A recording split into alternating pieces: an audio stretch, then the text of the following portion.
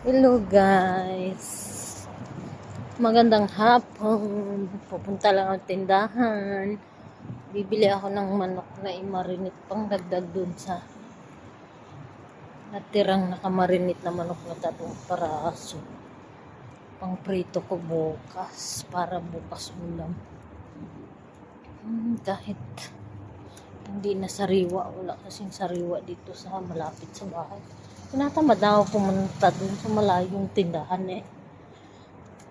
ano ko na lang. Mamayang gabi ko pa naman i-marinate yun para bukas, para malasa. Papasok yung lasa sa loob ng manok. Katatapos ko lang mamlansya.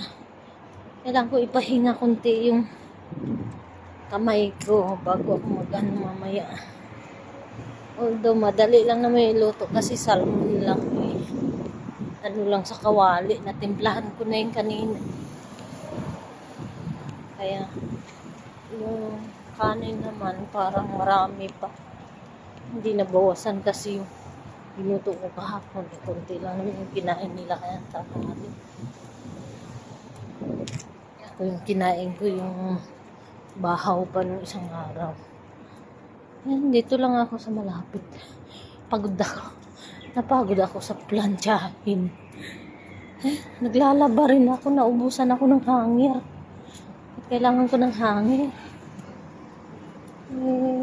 Naubos yung hangin kasi sa dami kong linabhan ngayon.